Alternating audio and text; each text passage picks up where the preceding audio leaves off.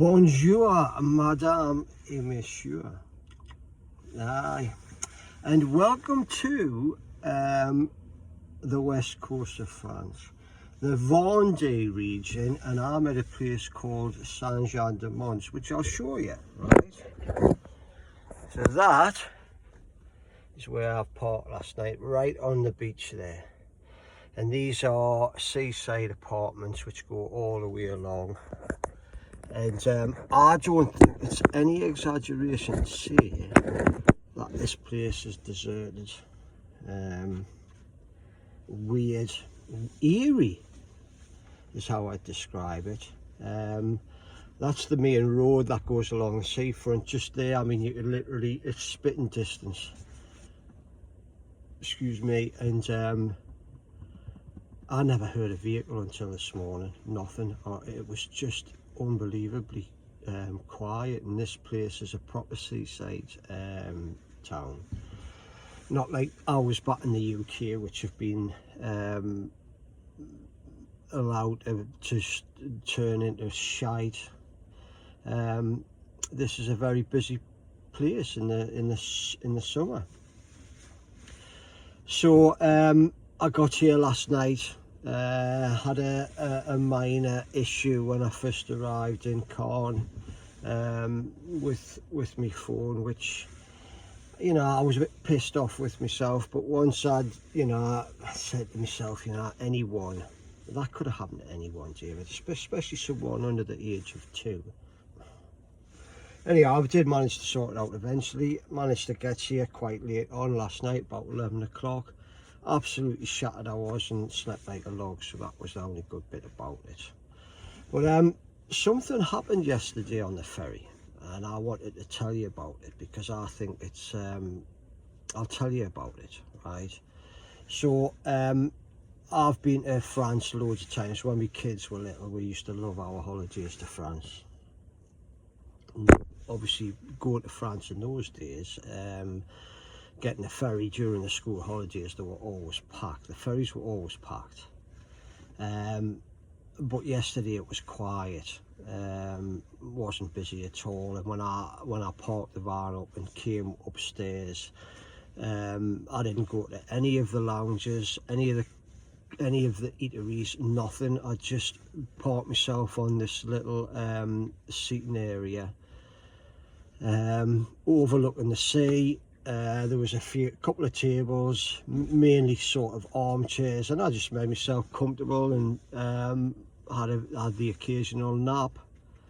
And one guy turned up for about half an hour and read his paper, and other than him there was nobody. It was just me, until not long before we reached Caen. We're about half an hour, 40 minutes away from reaching Caen, and I was just sat there and I was kind of dozing, and this old lady appeared, right? And she a little bit further up in this sitting area from me, she had put some stuff on the table, a couple of bags, and she was obviously exasperated and a little bit distressed, should I say. Emptying the contents of her bag, going through her pockets. She was sighing and she was mumbling to herself, and at the finish I said to her, "Are you okay? Have you got a problem?" And she looked at us briefly, and she continued, and she picked this other bag up, and then she let out an audible sigh of relief, and she said, "Oh, thank goodness." And she looked at me and she said, I lost my passport. And I said to her, "Well, you couldn't have lost it, you wouldn't be able to have gotten on the boat." And she said, "I know, but I misplaced it and I didn't know what I'd done with it." And she said, "Well, obviously we're coming to..." Oh, she said, "I was getting so worried there." And she said, "Never get old," she says, "because you do stupid things." And I said, "Well, I didn't need to be old before I started doing stupid things, mate." I said, "I've always done stupid things."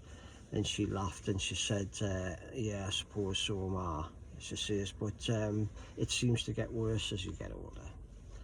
And and she was really canny. She was dead nice, and at the finish I said to her, well, how old are you, if you don't mind me asking? And she said, I was 90 last week. And I said, wow, no way, you are amazing, you look amazing. I says, I cannot believe you're 90-year-old. And she said, well, I am. She says, but look, she says, I don't want to get to 100. She said, and I said, well, why not? And she said, because I just don't. You know, she says, I don't want to be 100-year-old. And I said, but you might feel differently when you get to 99, you know. And she stopped and she goes, well, maybe. And I said, you know, if you're lucky, you get to live to be old. And she stopped, and we had a little bit chat, and I said to her, so what's your secret then? You know, how come you are so fit and able at 90? I says, I don't believe it. I says, you look amazing for that age. And she said, well, she says, I walk everywhere. She says, I've got two big dogs. And she said, before I had those two big dogs, I had two of the big dogs. And she says, I walk them every bit as far every day now as what I did 10 years ago, 20 years ago, 30 years ago, 40 years ago. She says, I have always walked the same routes every day with the dogs, and I've never stopped doing those routes because I'm getting older. And she says, that's how I stay fit. I walk all the time. And I said, what's your name? And she said, Eileen. And I said, come on, Eileen. No, I didn't actually say it like that, but I did say, why don't you have a seat, Eileen, and have 20 minutes with me before we get off? So she sat down and we had a little bit chat, and she asked us where I was going. And I said, well, I'm going to the West Coast, and then I'm going to drive down to Spain, and I want to get to southern Spain eventually. And she said, I walked it, you know. I walked the length of France. And I said, really? I says, no way. I says, when was that? And she said, oh, it wasn't that long ago. She said, 16 years ago. She says, I was 74, and me and a friend, we walked the entire length of France. And she says, it wasn't just level, you know. She says, we were up and down the sides of the lowlands of the Pyrenees and everything. She said, we did it, and I said, well, how long did it take you? And she said, 12 weeks. It took us 3 months to do the entire journey. And she said, my friend wanted to do it, and she says, my husband's passed away now, but my husband had said to us, look, go and do it with your friends. She says, and unbeknown to me, my friend had a terminal illness. She passed away a few months later, but it was something she always wanted to do, and she never told anyone that she was terminally ill. And I was like, wow, what an amazing story, you know. And I said, what was it like then? And she said, it was absolutely incredible. It was an incredible experience, you know. She said my friend was really good.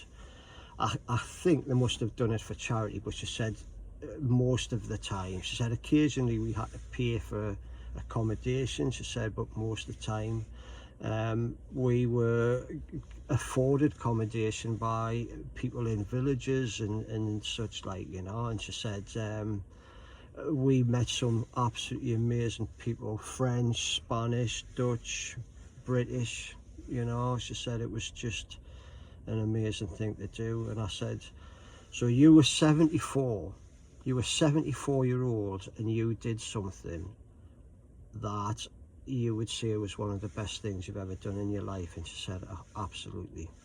And I said, you're an inspiration, you know. And she said, in what way? And I said, well, I'll tell you why. I said, I have this idea in my mind, right? And it's an old saying, but it's something that I always fall back on, that no matter how low you might feel,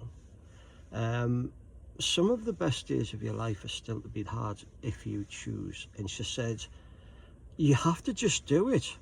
You have to just do it. And she was just absolutely wonderful. And eventually she said she was going to stay at her daughter's for Christmas. Her daughter was picking her up, and her daughter lives in Brittany. And I thanked her for that interaction. right? I said, wow, that's just been so good to talk to you. And she was really pleased, and she left. And I got to thinking about this, right? That what if life is a simulation and we all live our own simulation, and occasionally things happen and they come into your consciousness, and everything's information, right? Everything we do, everything we see, everything we hear, it's all information, and it's what we do with that information. It's how we choose. And none of that would have happened yesterday had I not said to her, why don't you come and have a seat and we'll have a chat? And that opportunity would have passed me by to talk to that lady. But what if she was actually put there and it was for me to choose, right, as to whether I learned from that experience and that interaction? And I'll put that little bit of information to one side, but I might return to that one day. I might return to that and think of that lady and how at 74-year-old she did something that's so amazing that she described it as one of the best experiences of her life, 74.